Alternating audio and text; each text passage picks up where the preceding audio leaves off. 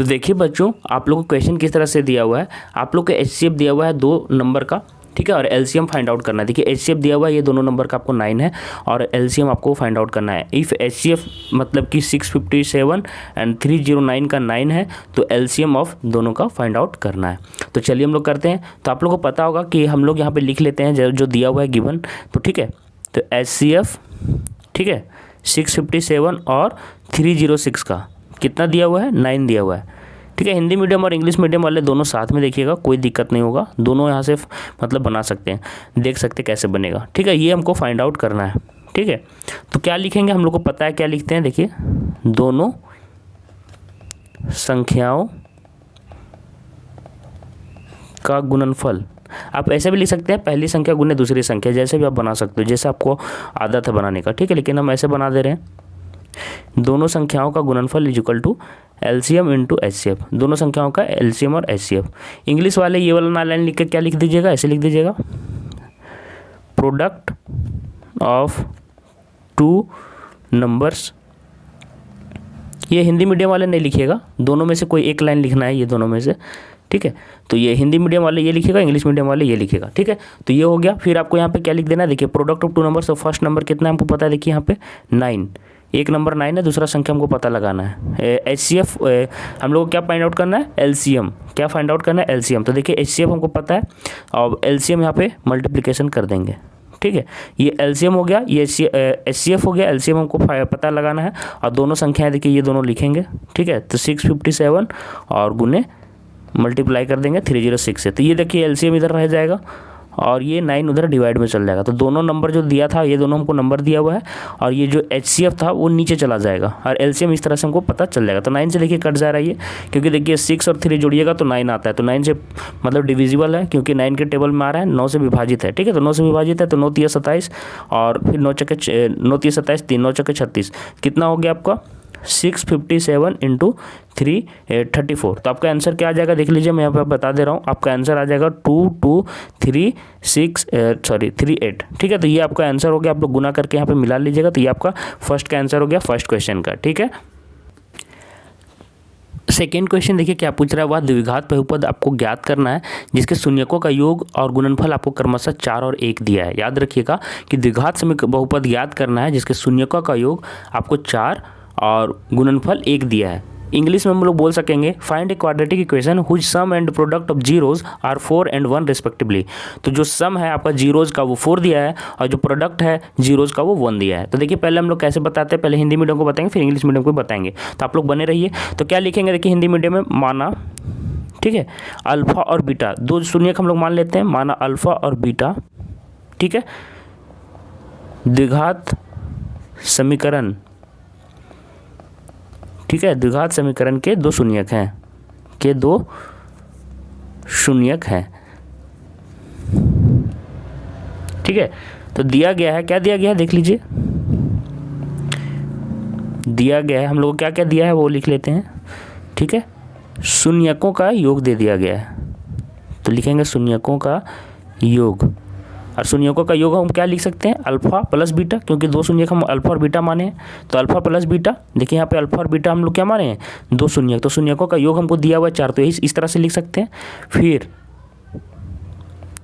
शून्यकों का गुणनफल, और गुणनफल कितना दिया है, 1 दिया है, ध्यान से देखिएगा। तो अल्फा इंटू बीटा कितना हो जाएगा आपका, 1 हो जाएगा, ठीक है। तो हम द्विघात समीकरण को किस प्रकार से लिख सकते हैं, तो यहाँ लिखिएगा, तो द्विघात समीकरण को हम इस प्रकार दिखा सकते हैं, आप लोग अच्छे राइटिंग में लिखिएगा ताकि एग्जाम में अच्छा लगे, देखने में साफ साफ लगे, ठीक है। कैसे दिखा सकते हैं, आप लोगों को पता होगा क्या होता है, पहले द्विघात समीकरण का जो द्विघात वाला जो पद है वो पहले लिखाता है, उसके बाद यहाँ पे माइनस लगता है, याद रखिएगा माइनस वाला टर्म रहता है, फिर यहाँ पे शून्यकों का योग और एक्स वाला, मतलब कि जो एक्स के साथ जो जुड़ा हुआ टर्म रहता है, पद रहता है, वो यहाँ रहता है, फिर प्लस, और यहाँ पे शून्यकों का गुणनफल वाला पद रहता है, तब जीरो यहाँ पे आगे लगाते हैं। तो यहाँ पे हमको क्या पता है कि एक्स स्क्वायर हो जाएगा, और यहाँ पे देखिए अल्फा प्लस बीटा बराबर 4 है, तो यहाँ पे 4x हो जाएगा माइनस 4x, और यहाँ पे अल्फा इंटू बीटा 1 दिया है तो 1 हो जाएगा इज इक्वल टू 0। तो हम लोग क्या लिखेंगे, इसलिए वह द्विघात है ना, बहुपद क्या होगा, x square minus 4x plus 1 होगा। तो यही आपका आंसर हो गया। ऐसे आपको एग्जाम में लिखना है, ऐसे लिखिएगा तो अच्छे नंबर आपको मिलेंगे। इंग्लिश मीडियम वाले ऐसे लिख सकते हैं, let alpha and beta be the two roots of the quadratic equation. मतलब कि क्वाड्रेटिक इक्वेशन के दो रूट्स हम मान लेते हैं अल्फा और बीटा है। Given sum of the roots, हमको दिया हुआ है कि root sum of the roots कितना दिया हुआ है, 4 दिया हुआ है, मतलब अल्फा प्लस बीटा हमको 4 दिया हुआ है। And product of the roots, मतलब कि प्रोडक्ट जो दिया हुआ है रूट्स का हमको alpha into beta is equal to 1 दिया है। तो हम लोग क्या लिख सकते हैं, then we know that the quadratic equation is given as. कैसे दिया जाता है आप लोग सभी को पता है कि क्या होता है। पहले हम यहाँ पे एक्स स्क्वायर लिखेंगे, ठीक है, माइनस फिर sum of the roots, sum of the roots याद रखिएगा, यहाँ पे माइनस साइन रहता है, ठीक है, ये वाला याद रखिएगा, सम ऑफ द रूट्स। और यहाँ पे ये एक्स वाला टर्म रहेगा, यहाँ पे माइनस की जगह नहीं, यहाँ पे प्लस होगा, याद रखिएगा, यहाँ पे प्रोडक्ट के पहले प्लस होगा, plus product of the roots, ठीक है, प्रोडक्ट ऑफ द रूट्स, मैं यहीं पे लिख देता हूँ रूट्स, ठीक है, इज इक्वल टू 0 होता है, याद रखिएगा 0, ठीक है। तो यहाँ पे हम लोग कैसे लिख सकते हैं, डायरेक्ट देखिएगा, x square minus alpha plus beta into x plus alpha beta is equal to 0, ठीक है। तो हम लोग के यहाँ पे पता है एक्स स्क्वायर हो जाएगा और अल्फा प्लस बीटा के जगह हम लोग 4x हो जाएगा और अल्फा बीटा क्या हो जाएगा, हमको 1 हो जाएगा। तो ये हमारा हो गया, ठीक है, क्वाड्रेटिक इक्वेशन। तो आगे लिख सकते हैं द क्वाड्रेटिक पॉलिनोमियल, ठीक है, फॉर द रूट्स, क्या क्या रूट्स हैं, फॉर द रूट्स 4 and 1 इज क्या हो जाएगा, x square minus 4x plus 1, ठीक है। तो ये आपका हो गया सेकेंड का आंसर। थर्ड नंबर क्वेश्चन देखिए क्या पूछ रहा है कि त्रिभुज ABC में यदि B समकोण है, आपको दिया हुआ है B समकोण है, तो देखिए B कौन समकोण है, तथा यहाँ पे फिगर नहीं दिया हुआ है, आप लोगों को फिगर अपने से बनाना है, तथा AB is equal to BC दिया हुआ है, तो सिद्ध करना है AC square is equal to 2AB square. English medium वालों के लिए triangle ABC as an isosceles triangle right angle at B पे आपका राइट एंगल है, ठीक है, और आपको दिया हुआ है AB is equal to BC, ये आपको दिया हुआ है। देन प्रूव दैट, देखिए ये जो आइसोसेलेस ट्रायंगल है तो उसमें AB is equal to BC है, आपको क्या प्रूफ करना है, AC square is equal to 2AB square. तो देख लीजिए हम लोग कैसे सिद्ध करेंगे, लिखेंगे ट्रायंगल ABC में, देखिए ट्रायंगल ABC में कौन B समकोण है, कौन B समकोण है, ठीक है। उसके बाद AB is equal to BC दिया हुआ है, देखिए यहाँ पे मतलब जो यहाँ पे बराबर का मैंने दिखा दिया साइन, सिद्ध करना हमको ये। तो कैसे करेंगे आप लोग, देखिए यही फॉर्मेट में लिखिएगा एग्जाम में तो ज़्यादा अच्छा लगेगा देखने में, ठीक है। तो हम लोग क्या लिखेंगे, समकोण त्रिभुज ABC में लिखिएगा सीधे, समकोण त्रिभुज ABC में, ठीक है। तो आप लोग को पता होगा पाइथागोरस फार्मूला से क्या होता था, लिखिएगा पाइथागोरस प्रमेय से, ठीक है, बहुत ही आसान है ये पाइथागोरस प्रमेय से। तो क्या होता है आप लोग सभी को पता है, AC स्क्वायर मतलब कर्ण का square, AC square is equal to AB square, अन्य दो भुजाओं का क्या होता है, स्क्वायर के भुजा के मतलब कि वर्ग के योग के बराबर, तो AB square is equal two plus BC square. तो ये हो गया AC स्क्वायर हो गया कर्ण, तो कर्ण ये दोनों के भुजा के वर्ग के जोड़ के बराबर रहेगा। तो यहाँ पे क्या लिखेंगे, AB और BC बराबर, आप लोग को भी पता है, तो यहाँ पे क्या लिखेंगे, AB स्क्वायर, यहाँ पे ये रहने दीजिएगा AC स्क्वायर, और यहाँ पे प्लस BC के जगह में हम लोग फिर से लिख देंगे AB स्क्वायर। यहाँ पे कारण दे दीजिएगा चूँकि AB is equal to BC हम लोग को मतलब ऊपर दिया हुआ है, ठीक है। तो ये इंटरचेंज हो गया, तो कितना आराम से यहाँ पे प्रूफ हो गया, AC square is equal to 2AB square. तो इसमें कुछ दम नहीं था आप लोग का, ठीक है। तो ये आपका यहाँ पे प्रूफ हो गया, ठीक है। इंग्लिश मीडियम वाले देखिए क्या लिखेगा, for a triangle ABC right angle at B है and AB is equal to BC, ये आपको दिया हुआ है, आप अपने अकॉर्डिंग भी लिख सकते हैं, we have to prove that, ये हम लोग को प्रूव करना है, ठीक है। तो क्या लिखेंगे, in right angle triangle ABC by Pythagoras theorem, हम लोग क्या लिख सकते हो, तो ये AC हम लोग का क्या हाइपोटेनस है, ठीक है। तो हाइपोटेनस का जो स्क्वायर होता है वो जो बाकी जो साइड्स होते हैं उसके स्क्वायर के सम के इक्वल होता है। तो क्या लिख सकते हैं, AC square is equal to AB square plus BC square, ठीक है। तो हम लोग यहाँ से क्या लिख सकते हैं, फिर आगे देखिए अगला लाइन में क्या लिखना है, ये ध्यान देना है, AB स्क्वायर, और ये देखिए आपको 2AB लाना, तो आपको इसको ABC को AB ही लिखना पड़ेगा। तो कैसे लिखेंगे यहाँ पे, ठीक है, यहाँ पे लिख दीजिएगा कि AB is equal to BC, ये हम लोग को गिवन था, AB इज इक्वल टू क्या दिया हुआ था, BC, तो ये हम लोग लिख देंगे। और यहाँ से हमारा क्या आ गया, जो हम लोग प्रूफ करना चाहते थे वो हमको यहाँ पे मतलब कि आ गया है, ठीक है। तो ऐसे आपको प्रूफ करना है, ये बहुत ही आसान क्वेश्चन है, ज़्यादा लेन देन नहीं करना है, कम मार्क्स का ही। फोर्थ नंबर क्वेश्चन देखिए क्या पूछ रहा है आप लोगों को, दिया हुआ बिंदु A, B तथा -A, -B, इसके बीच का दूरी आपको ज्ञात करना है। और इंग्लिश मीडियम में find the distance between the points A, B and -A, B। तो हिंदी मीडियम में कैसे बनाएंगे, तो देखिए लिखेंगे माना, ठीक है, क्या लिखेंगे, माना A ए कोमा बी तथा B minus A comma B दो बिंदु हैं। ठीक है, तो इसको दूरी कैसे निकालते हैं? दूरी सूत्र से। क्या लिखेंगे? दूरी सूत्र से। क्या होता है दूरी सूत्र से? A B is equal to क्या हो जाएगा? रूट अंडर, ये वाला फॉर्मूला आप लोगों को सभी को पता होगा, x2 माइनस x1, मतलब कि x निर्देशांक का जो होता है, मतलब कि दोनों का घटा के square plus y2 minus y1 का स्क्वायर। ये होता है आप लोग को फॉर्मूला, ये याद रखना है। ठीक है, बहुत ही इंपॉर्टेंट है। तो देखिए हम लोग क्या लिखेंगे यहाँ से, देखिएगा x2 निर्देशांक हम लोग को ये हो गया, ये x1 निर्देशांक हो गया, ये y2 हो गया, ये y1 हो गया। तो हम लोग क्या लिखेंगे देखिएगा, तो x2 क्या है? x2 माइनस ए है तो माइनस ए, फिर माइनस का साइन लगाएंगे, फिर x1 के जगह में a लगाएंगे। ध्यान से लिखिएगा, यहाँ पे मिस्टेक मत करना आप लोग। ठीक है, y2 में क्या है? माइनस बी है। ध्यान देखिएगा, माइनस बी है, फिर माइनस का साइन है तो माइनस लगाएंगे, और y1 के जगह में क्या है? y1 के जगह में बी है। तो याद रखिएगा, ऐसे होगा। अब देखिए माइनस ए कितना हो जाएगा? माइनस 2a हो जाएगा। तो क्या हो जाएगा? माइनस 2a का स्क्वायर हो जाएगा, और ये माइनस बी क्या हो जाएगा? माइनस 2b का स्क्वायर हो जाएगा। ठीक है, ध्यान से देखिएगा, तो क्या हो जाएगा? ये यहीं पर आगे बढ़ा देते हैं हम लोग, तो हो जाएगा। आप लोग नीचे भी लिखिएगा एग्जाम में। ठीक है, तो क्या हो जाएगा? ये -2 का फिर से -2 से गुना करोगे तो प्लस में आ जाता है, तो क्या हो जाएगा? 4a square plus 4b square, ऐसे आ जाएगा। अब ये 4 कॉमन आप लोग ले सकते हैं, तो क्या हो जाएगा? 4 है ना, a square plus b square, और ये हमारा रूट के अंदर, तो 4 तो रूट के बाहर चला जाएगा, तो क्या आ जाएगा? 2 root under a square plus b square, और यही आपका आंसर हो जाएगा ये। ठीक है, तो ऐसे करके आपको निकालना है एग्जाम में।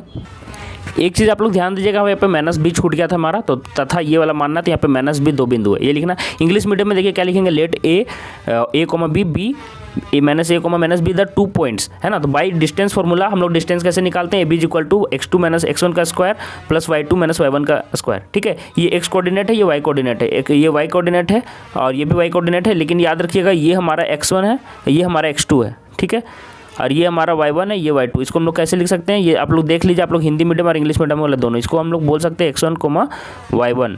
ठीक है, और इसको हम लोग ले लीजिएगा ऐसे x2 कोमा y2, समझने के लिए ऐसे समझ सकते हैं। ठीक है, तो ये आप लोग का कैसे हो जाएगा देखिएगा, तो क्या हो जाएगा?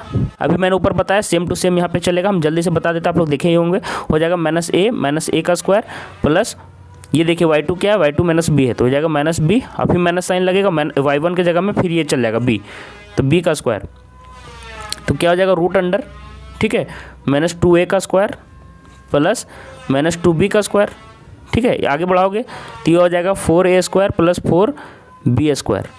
ठीक है, ये आप लोग का आ जाएगा, और उसके बाद क्या हो जाएगा? हम लोग का 4 बाहर चल जाएगा, तो root under a square plus b square, तो यही आपका आंसर हो जाएगा। ठीक है, 5 नंबर क्वेश्चन देखिए क्या बोल रहा है आप लोग को, बोल रहा है मान निकालने बोल रहा है, ये आपको दिया हुआ है। ठीक है, बोल रहा है इवेलुएट दैट, तो सभी का आपको जितने भी मतलब कि tan 45 degree, tan 30 degree, sin 30 degree, sin 60 degree, cos 20 degree, cos 30 degree, cos 60 degree, जो भी मल्टीपल में है वो सभी का आप लोग को वैल्यू आप लोग को पता रहना चाहिए। अगर नहीं है तो आप लोग नहीं कर पाओगे एग्जाम में। ये तो हम लोग डायरेक्ट लिखेंगे, ये हिंदी इंग्लिश मीडियम वाले साथ में देख सकते हैं इसको। ठीक है, तो क्या लिखेंगे? 2 tan स्क्वायर 45 डिग्री, ठीक है, प्लस sin 30 डिग्री प्लस ये माइनस है, sorry, minus cos square 60 degree, यही है। तो हम लोग को सभी का वैल्यू पता होना चाहिए, तो क्या लिखेंगे? 2 tan 45 का वैल्यू कितना होता है? 1 होता है, तो इंटू 1 का स्क्वायर हो जाएगा।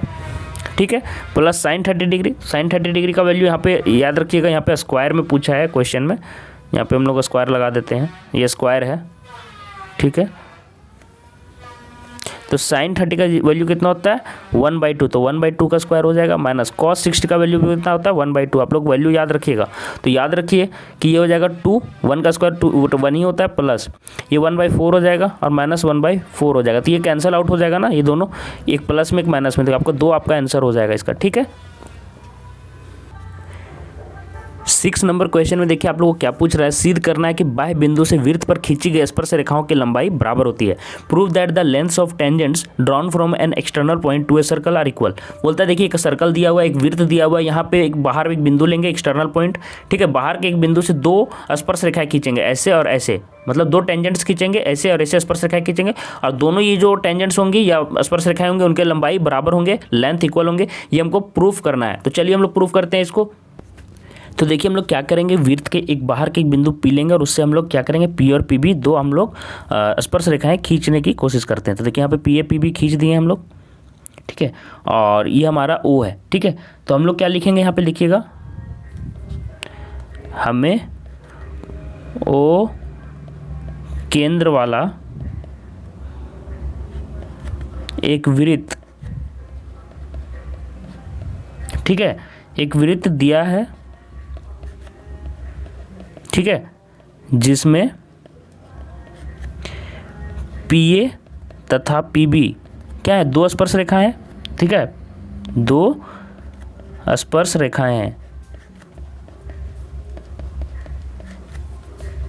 इतना लिख लेने के बाद हमें क्या सिद्ध करना है, हमें सिद्ध करना है, याद रखिएगा, हमें सिद्ध करना है क्या, जो स्पर्श रेखाएं हैं P A equal to P B, ये हमको प्रूफ करना है, हम लोग को ये प्रूफ करना है। देखिए हम लोग रचना करेंगे, आगे प्रूफ करने के लिए यहाँ पे रचना करना होगा, ठीक है। तो यहाँ पे देखिए पी ओ ये मिला देंगे, ओ ए मिला देंगे, ओ बी मिला देंगे, दो हम लोग त्रिभुज में इसको बांटेंगे, ध्यान दीजिएगा। तो ऐसे ऐसे रचना करना, जो भी रचना करना डॉटेड लाइन में करना है, ठीक है, ताकि अच्छा दिखे, ठीक है, ऐसे ऐसे मिला देना है आपको। तो क्या आपको मिला देंगे, तो यहाँ पर रचना में हम लोग लिख देंगे, रचना में क्या लिख देंगे, ओ ए ओ बी तथा ओ पी को मिला दिया, पी को मिला दिया, ओ ए ओ बी ओ पी को मिला दिया, ठीक है। अब दो त्रिभुज आपको बन रहा है, ठीक है। अब ध्यान से देखिएगा, एक ये ट्रायंगल है, एक ये ट्रायंगल है, ठीक है। और आप लोग को एक चीज़ और पता होगा कि जो स्पर्श रेखा से केंद्र के बीच का जो ये कोण बनता है राइट एंगल रहता है, याद रखिएगा राइट एंगल रहता है। तो अब यहाँ से हम लोग क्या लिखेंगे, देखिएगा प्रमाण में, ठीक है, हम लोग यहाँ प्रमाण से लिखते जाएंगे। और यहाँ से ध्यान दीजिएगा, ट्रायंगल पी ए ओ, देखिए ऊपर वाला ट्रायंगल पी ए ओ तथा ट्रायंगल, ये वाला क्वेश्चन थोड़ा अच्छा है, पी ए ओ तथा पी बी ओ, ठीक है, में। तो हम लोग यहाँ पे सिद्ध करना है, तो हम लोग दोनों को ट्रायंगल में ध्यान देना पड़ेगा। तो हम लोग यहाँ से प्रमाण भाग पे आगे चल रहे हैं। और याद रखिए कि दोनों त्रिभुज का अगर हम लोग सर्वांगसम दिखा देते हैं तो हम लोग बता सकेंगे कि ये और ये बराबर है। तो हम लोग क्या लिखेंगे, दोनों त्रिभुज में हम लोग क्या देख रहे हैं, देखिए ओपी ओपी उभयनिष्ठ है दोनों त्रिभुज में, ये दोनों त्रिभुज में देखिए ये त्रिभुज और ये त्रिभुज, ये वाला जो भुजा है ओपी ये उभयनिष्ठ है। तो क्या लिखेंगे, OP is equal to OP, उभयनिष्ठ ऊपर ब्रैकेट में लिख देना होगा, ठीक है, उभयनिष्ठ कॉमन है, तो ये उभयनिष्ठ हो गया आपका, ठीक है। और याद रखिए क्या हम लोग लिखेंगे, अगला लाइन देखिएगा, O A is equal to O B, क्योंकि दोनों देखिए वृत्त की आपको क्या है, त्रिज्याएं हैं, याद रखिए ओ ए इज इक्वल टू क्या हो जाएगा, ओ बी, क्यों, वृत्त की त्रिज्याएं हैं, लिख दीजिए वृत्त की त्रिज्याएं, त्रिज्याएं, ठीक है, यहाँ पे ऐसे लिख दीजिएगा। और यहाँ से देखिए ये वाला आपको मैंने बताया था स्पर्श रेखा और ये मतलब जो केंद्र होता है उसके बीच का कोण राइट एंगल ट्रायंगल बनता है, मतलब 90 डिग्री बनता है। तो क्या लिखेंगे, कोण P A O is equal to कोण पी बी ओ, ठीक है, कितना हो जाएगा, बराबर 90 डिग्री, ठीक है। याद रखिए ये तीन लाइन आप लोग लिख लेना है, ठीक है। आप लोग को सर्वांगसम त्रिभुज में एक लिखने में दिक्कत हो तो आगे पीछे कर देते हो, ध्यान रखिएगा। यहाँ से मैं जो बताने जा रहा हूँ बहुत ज़रूरी चीज़ बता रहा हूँ, ये दोनों जो कॉमन है एक दूसरे की, ये कॉमन मतलब कि बराबर होंगे। यहाँ पे देखिए ओ ओ सेम है तो ओ ओ एक सेम जगह लिखिएगा। तो हम लोग यहाँ पे पी ए और यहाँ पे कोण ए और कोण बी एक जगह लिखेंगे, मतलब ए और बी एक जैसा होगा। तो क्या लिखेंगे, ट्रायंगल, ध्यान से सुनिएगा, ट्रायंगल पी ए ओ, ध्यान से देखिए कैसे सर्वांगसम लिखेंगे हम लोग, सर्वांगसम लिखेंगे, आर एच एस से हो रहा है तो देखिए पी ए ओ, तो पी के जगह में भी देखिए मैंने क्या बताया, पी के जगह पी ही होगा, क्या होगा पी, तो यहाँ पे ट्रायंगल यहाँ पे लिख लेंगे पहले पी होगा, और अभी ए की जगह मैंने क्या बताया बी होगा, तो यहाँ पे बी होगा।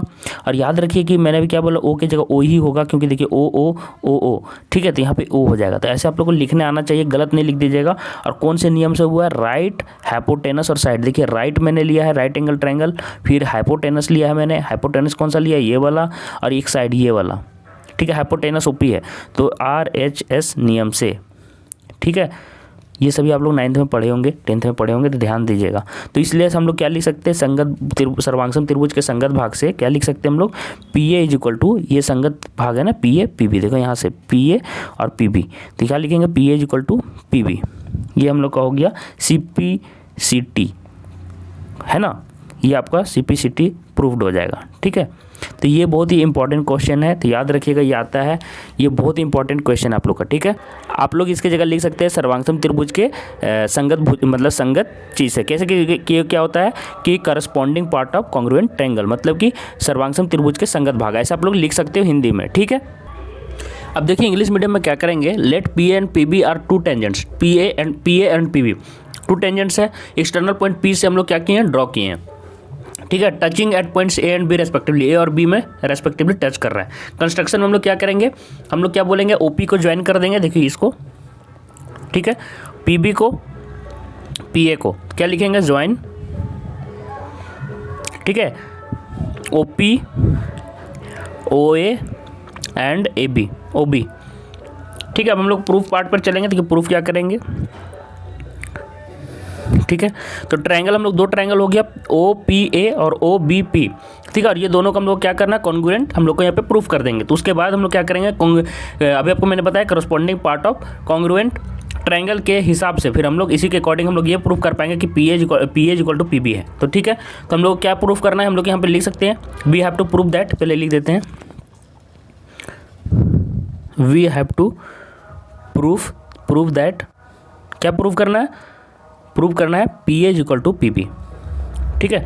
तो चलिए हम लोग प्रमाण वाले पार्ट में चलते हैं, तो प्रूफ देते हैं। बहुत ही आसान क्वेश्चन है, लेकिन ये इंपॉर्टेंट क्वेश्चन है, याद रखिएगा, आता है एग्जाम में, ठीक है। क्या लिखेंगे, इन ट्रायंगल, कौन कौन सा ट्रायंगल देखेंगे, P A O, P O ए या पी ए ओ, जो भी लिखना है, P A O and triangle P B O, ठीक है।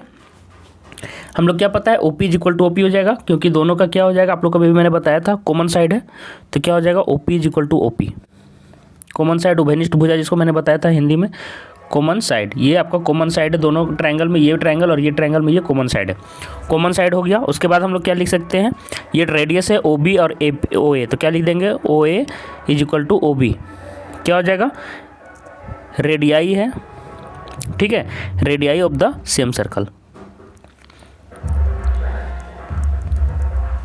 तो ये भी हो गया। और राइट एंगल हम लोग को पता है कि ये होता है यहाँ पे, अभी मैंने बताया कि जब भी टेंजेंट खींचा जाता है और जब ये सेंटर से मिलाया जाता है तो ये यहाँ पे राइट एंगल का फॉर्मेशन होता है। तो यहाँ पे हम लोग अगला लाइन देखिएगा, ओ ए ओ बी हो गया मेरा, ओ ए और ओ बी इक्वल हो गया, सेम रेडियाई है। अब हम लोग के ये देखिए राइट एंगल होता है, अभी मैंने आपको बताया था ना कि ये जब टेंजेंट और ये जो सर्कल से जो रेडियाई मिलता है, इसके बीच का जो एंगल फॉर्मेशन होता है वो राइट एंगल होता है, तो ये दोनों राइट एंगल होगा। तो हम लोग यहाँ पे आरएचएस से दिखाएंगे, राइट हाइपोटेनस एंड साइड से हम लोग यहाँ पे प्रूव करने जा रहे हैं। तो यहाँ पे हम लोग राइट एंगल के यहाँ पे कैसे लिखेंगे, तो यहाँ लिखेंगे पी बी ओ एंगल, क्या लिखेंगे, पी बी ओ, तो angle P B O equal to, यहाँ पे हम ए ओ वाला लिए थे तो यहाँ पे ए ले सकते हैं हम लोग, ट्रायंगल ये वाला पहले ले रहे हैं नीचे वाला, तो हो जाएगा P A O is equal to angle P B O, ठीक है, 90 डिग्री लिख देंगे और ब्रैकेट में रीजन दे देंगे क्या, कि सिंस, ठीक है, P A and P B है ना, are tangents to the circle, are tangents to the circle, tangents to the circle, ये आप लोग लिख सकते हो, ठीक है। तो हम लोग क्या हो जाएगा, ट्रायंगल, ठीक है, P A O congruent triangle क्या हो जाएगा, पी बी ओ, ये हम लोग का हो जाएगा, ठीक है। याद रखिएगा कैसे हुआ, अभी मैंने बताया आर एच एस से, तो हम लोग यहाँ लिख देंगे बाई आर एच एस, ये हम लोग का हो गया। अब ये क्वेश्चन देखिए, याद रखिएगा कि इंपॉर्टेंट क्वेश्चन में आता है, तो ये आप लोग को इसी तरह से बनाना है, ठीक है। इसलिए हम लोग डायरेक्ट लिख सकते हैं, therefore P R is equal to P A is equal to P B, ठीक है, याद रखिएगा, C P C T, corresponding part of congruent triangle. तो इस तरह से हम लोग प्रूफ कर लिए। तो क्या लिखेंगे, 10 tangent drawn from an external point, 10 tangent drawn from an external point to a circle are equal हो जाएगा, है ना, ये दोनों इक्वल होते हैं। तो ये आपको प्रूफ करना था, राइटिंग थोड़ा सा आप लोग देख लीजिएगा अपने हिसाब से, ठीक है। 7वें नंबर क्वेश्चन में देखिए बोल रहा है कि 20 बल्बों का एक समूह आपको दिया हुआ है, 4 बल्ब खराब है, इस समूह में से एक बल्ब निकाला जाता है, यादृच्छा मतलब कि बिना मतलब कि सोचे समझे डायरेक्ट निकाला जाता है। तो एक बल्ब अगर यादृच्छा निकाला जाता है बिना जांच परख के, तो इसकी क्या प्रायिकता होगी कि वह बल्ब खराब होगा, वह बल्ब खराब नहीं होगा। पता क्या है कि 20 बल्ब में 4 बल्ब खराब है, तो आप लोगों को क्या क्या प्रायिकता निकालना है, यह बल्ब खराब है या बल्ब खराब नहीं है, ये दोनों की प्रायिकता निकालनी है। तो पहले हम सॉल्यूशन में क्या लिखेंगे, कुल बल्बों की संख्या में 20 दिया गया है, फिर देखिए खराब बल्बों की संख्या में 4 दिया हुआ है, तो खराब नहीं होने वाले बल्बों की संख्या क्या हो जाएगी, तो क्या करेंगे, जो कुल बल्ब है, कुल बल्ब 20 है और 4 जो खराब बल्ब उसको घटा देंगे, कितना बचेगा 16। तो ये हो गया हमारा खराब नहीं होने वाले बल्बों की संख्या। अब ये दोनों को हम लोग निकालते हैं पारी पारी से। अब यहाँ से देखिए हम लोग निकाल रहे हैं, पहला क्वेश्चन की प्रोबेबिलिटी निकाल रहे हैं, प्रायिकता बल्ब खराब हो, तो इसका क्या हो जाएगा, खराब बल्बों की संख्या ऊपर लिखेंगे, खराब बल्बों की संख्या, ठीक है।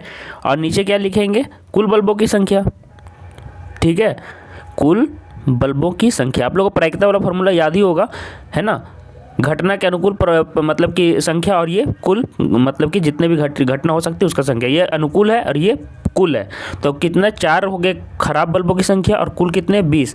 आप लोग कटा दीजिएगा, 4 1 जा 4, 4 5 जा 20, 4 एकम 4, 4 5 20, तो 1/5 इसका आपको आंसर आ जाएगा, ठीक है।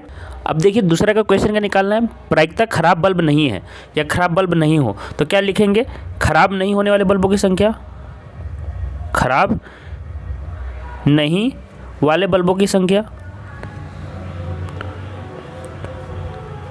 जो कि कितना है आप लोगों को भी पता है, 16 था, आप लोग देखिए अभी। और यहाँ लिखेंगे कुल बल्बों की संख्या, जल्दी से, कुल बल्बों की संख्या, ये आप लोग को लिखना है, ठीक है, एग्जाम में। तो क्या हो जाएगा, ऊपर 16 हो जाएगा, जो कि आपको खराब नहीं है, और कुल बल्बों की संख्या 20 है। कितने से कट जाएगा, 4 चौके 4, 4 5 20, आपका 4 4/5, ये आपका आंसर हो जाएगा, ठीक है। यहाँ से देखिएगा क्या पूछ रहा है, a lot of 20 bulbs and contain 4 defective bulbs, 4 bulb defective है, 1 bulb is drawn at random, randomly निकाला जाता है, what is the probability that this bulb is defective, defective bulb का प्रोबेबिलिटी क्या होगा। तो आप लोगों को पता है कि प्रोबेबिलिटी कैसे निकालना, बहुत ही आसान क्वेश्चन, ऐसे क्वेश्चन में गलती करोगे तो फालतू का नंबर दे के आओगे, कटा के आओगे। तो टोटल नंबर ऑफ बल्ब्स यहाँ पे 20 हो गया, total number of defective bulbs 4 हो गया, तो probability of getting a defective bulb क्या हो जाएगा, तो आप लोगों को पता होगा फेवरेबल इवेंट्स का हम लोग यहाँ पे देखते हैं, और यहाँ पे टोटल जितने भी इवेंट्स हो सकते हैं वो, तो क्या हो जाएगा, नंबर ऑफ डिफेक्टिव बल्ब्स हो जाएंगे, और नीचे क्या हो जाएगा, टोटल नंबर ऑफ बल्ब्स हो जाएगा। तो नंबर ऑफ डिफेक्टिव बल्ब्स कितने हो गए, 4, और टोटल नंबर ऑफ बल्ब्स कितना हो जाएगा, 20। तो हम लोग अगर डिवाइड करेंगे, 4 1 जा 4, 4 5 जा 20, तो क्या हो जाएगा, 1/5 हो जाएगा। तो ये आपका हो जाएगा फर्स्ट का आंसर, ठीक है।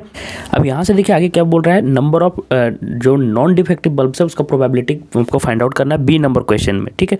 तो बी नंबर क्वेश्चन में आपको क्या फाइंड आउट करना है, फिर से बता दे रहा हूँ, getting a non defective bulb, ये आपको बी पार्ट क्वेश्चन है इसी का। तो नंबर ऑफ डिफेक्टिव बल्ब्स 4 है, तो number of non defective bulbs कितना हो जाएगा, तो 20 आपको टोटल बल्ब्स था, 20 टोटल बल्ब्स में 4 डिफेक्टिव बल्ब्स को हम लोग माइनस कर देंगे, तो नॉन डिफेक्टिव बल्ब्स 16 हो गया, 16 हो गया। तो हम लोग प्रोबेबिलिटी फाइंड आउट करेंगे कि getting a non defective bulb, तो क्या हो जाएगा, इसका आप लोग को फिर से वही चीज़ हो जाएगा जैसे फॉर्मूला आप लोग का है, ये आप लोग का फेवरेबल जितना है टोटल, और ये आपका टोटल है। तो फेवरेबल में क्या हो जाएगा, number of non defective bulbs 16 हो गया, number of total number of bulbs हो गया 20, तो आप लोग डिवाइड करोगे तो 4/5 का आंसर आ जाएगा, ठीक है। ये क्वेश्चन देखिए 8th में आपको पूछ रहा है, दर्शाइए कि एक धनात्मक विषम पूर्णांक 4q+1 या 4q+3 के रूप में होता है, जहाँ q एक पूर्णांक है। तो ऐसे क्वेश्चंस में याद रखिएगा कि कोई भी चीज़ के लिए आपको a को कोई धनात्मक पूर्णांक मान लेना था, तो b को यहाँ पे 4 इसलिए मानेंगे क्योंकि यहाँ पे q के साथ 4 है। देखिए a = bq, आप लोग यूक्लिड वाला पढ़े होंगे, bq+r, ये फॉर्म में होता है आप लोग का, ठीक है, याद रखिएगा।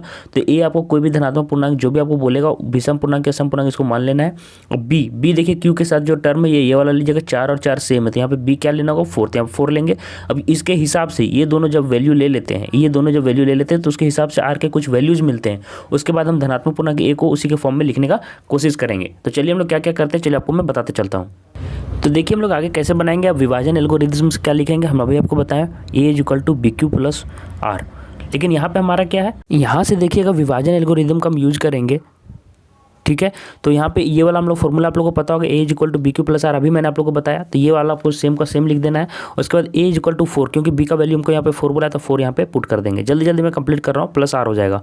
अब ये r का वैल्यू आप लोग सभी को पता होना चाहिए, जो रिमाइंडर का वैल्यू होता है वो हमेशा 0 से बड़ा होगा रिमाइंडर का वैल्यू, और ये जो b होता है ना, b से छोटा होता है। याद रखिएगा कि 0 से बड़ा होता है, ये तो हमेशा फिक्स है, लेकिन ये वाला जो b से मतलब कि r से छोटा होगा, b मतलब 4 से छोटा हो जाएगा। तो r का वैल्यू क्या क्या निकल सकता है, 0 निकल सकता है, 1 निकल सकता है, 2 निकल सकता है, 3 निकल सकता है। 4 के बराबर नहीं है लिखा हुआ है, यहाँ पे छोटा लिखा हुआ है, तो r का वैल्यू 3 होगा, ठीक है, 3 तक जाएगा। तो अब यहाँ पे हम लोग का क्या क्या वैल्यू आ सकता है, देखिए तो a1 का वैल्यू क्या आ जाएगा, a1 का वैल्यू आ जाएगा 4q+0, अगर यहाँ पे रिमाइंडर 0 है तो ये आ जाएगा। तो ये आप लोग को क्या दिखेगा, टोटल क्या आ जाएगा, 4q आ जाएगा।